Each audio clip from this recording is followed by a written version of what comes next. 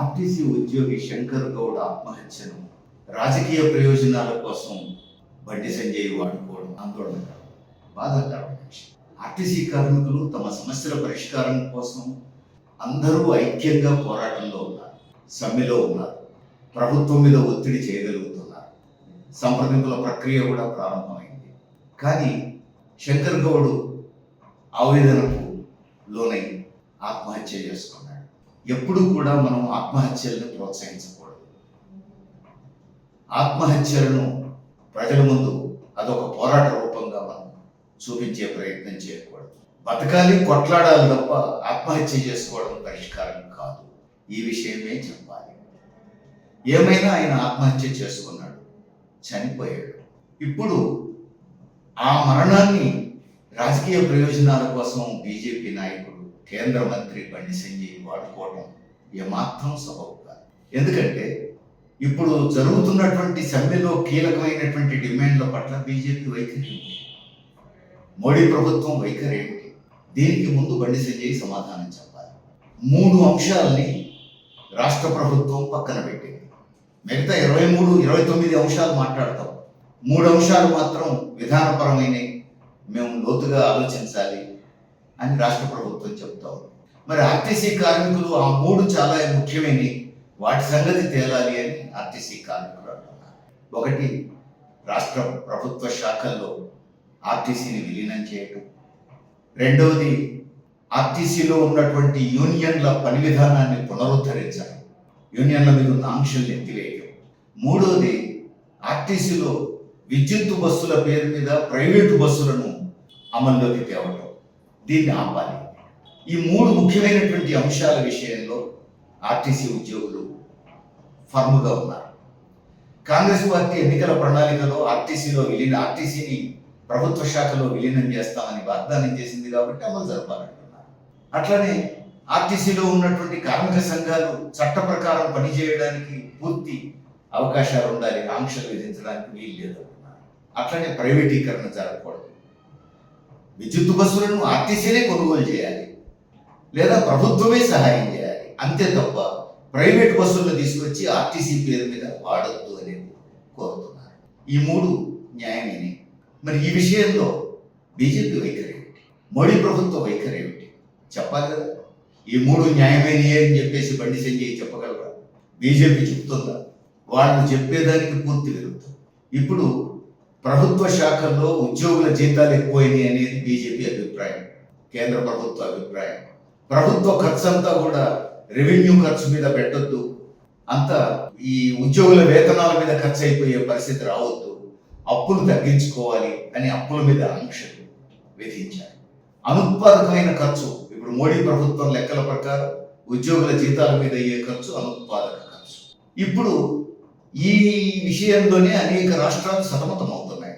రాష్ట్రాల ఖర్చు తగ్గించుకోలేక, పెంచితే అప్పుల పాలైతే అప్పులు తెచ్చుకునేందుకు కేంద్రం అంగీకరించక, ఇలాంటి సమయంలో మరి ఆర్టీసీని ప్రభుత్వ శాఖల్లో కలిపితే ప్రభుత్వం ఖర్చు పెరుగుద్ది అనే వైపు ప్రభుత్వ వాదన. కాంగ్రెస్ పార్టీ ఎన్నికల వాగ్దానం చేసింది కాబట్టి దాన్ని పరిష్కారం చేయాల్సిన బాధ్యత వాళ్ళది. కానీ బీజేపీ వైఖరి ఏంటి? కేంద్ర మంత్రి, ఆయన చేతుల్లో కొన్ని అధికారాలు ఉన్నాయి, కేంద్ర ప్రభుత్వం చేతుల్లో కొన్ని అధికారాలు ఉన్నాయి. రాష్ట్రాలు ఎక్కువగా అప్పులు తెచ్చుకునేందుకు వీలుగా ఆంక్షలు సడలిస్తారా? లేదు, రాష్ట్ర ప్రభుత్వ శాఖలు సేవలను ప్రైవేటీకరణ చేయొద్దు, ఖచ్చితంగా ప్రభుత్వమే ఆ సేవలు అందించాలి అని మోడీ ప్రభుత్వం చెప్పడానికి సిద్ధంగా ఉందా? ఆ విధంగా తమ వైఖరిని మార్చుకుంటారా? మార్చుకుంటే మంచిది. మరి మార్చుకోవడానికి మోడీ సిద్ధంగా లేదు, కేంద్రంలో బీజేపీ సర్కార్ సిద్ధంగా లేదు, ఆ మంత్రివర్గంలో బండి సంజయ్ ఉన్నారు. ఆయన వచ్చి ఇక్కడ ఈ సమ్మెలో ఆర్టీసీ కార్మికుల కోసం తాను మిలిటెంట్గా పోరాడుతున్నట్టుగా ఆ డెడ్ బాడీని అడ్డం పెట్టుకొని రాజకీయం చేసే ప్రయత్నం.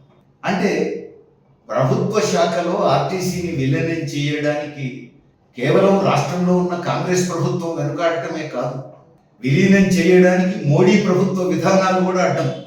మరి ఆ విషయానికి బండి సంజయ్ ఏం సమాధానం చెప్తారు? రెండో అంశం, ఆర్టీసీలో కార్మిక సంఘాల యాక్టివిటీని పునరుద్ధరించాలి. మరి ఏ రోజు బీజేపీ చెప్పట్లేదు అన్నమాట. పైగా మోడీ ప్రభుత్వం కార్మిక చట్టాలను రద్దు చేసి కార్మికులకు హక్కులు లేకుండా చేసి కోరలు లేని 4 కోడ్స్ తీసుకొచ్చి ఇప్పుడు కార్మికుల మీద రుద్దింది. అంటే ఉన్న కార్మిక చట్టాలను రద్దు చేసినటువంటి బీజేపీ సర్కార్లో బండి సంజయ్ భాగస్వామి, ఆయన మంత్రి. ఇప్పుడు చట్టపరమైనటువంటి హక్కులు ఉండాలి, యూనియన్ల పని విధానాన్ని పునరుద్ధరించాలి అని కార్మికులు కోరుతున్నారు. మరి ఇప్పుడు కార్మిక చట్టాలని మోడీ ప్రభుత్వం రద్దు చేయడం తప్పు అని బండి సంజయ్ చెప్పడానికి సిద్ధంగా ఉన్నాడు. ఆ మాట మాట్లాడాడు. అట్లనే మోడీ ప్రభుత్వమే ట్రాన్స్పోర్ట్ చట్టానికి సవరణ చేసింది. ఆ చట్ట సవరణ ప్రకారం ఇక ఏ రాష్ట్రంలోనూ ఆర్టీసీలు బతికి బట్ట కట్టడం సాధ్యం కాదు.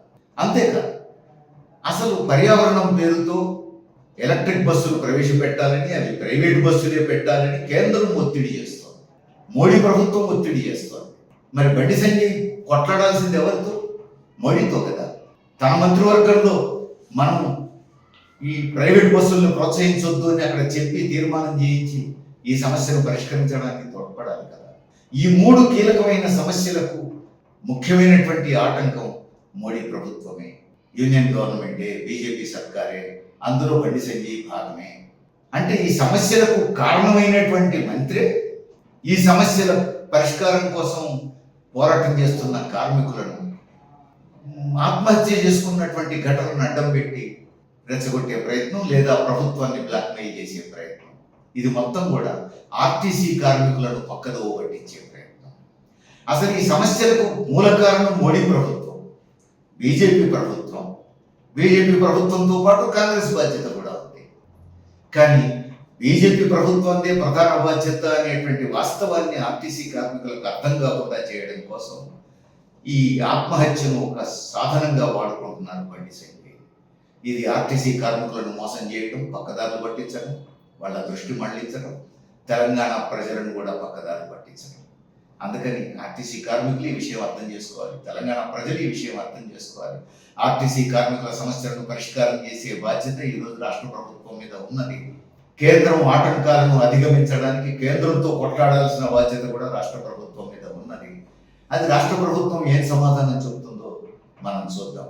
కానీ దొంగే దొంగ దొంగ అని అరిచినట్టుగా ఇప్పుడు అసలు కేంద్రంలో బీజేపీ ప్రభుత్వమే ప్రధానమైన ఆటంకంగా ఉన్నటువంటి ఇష్యూస్ మీద బండి సంజయ్ ఈ రూపంలో ప్రజల దృష్టిని మళ్లించేటువంటి ఎత్తుగడలు వేయడం మాత్రం ఆర్టీసీ కార్మికులను మోసం చేయడం తప్ప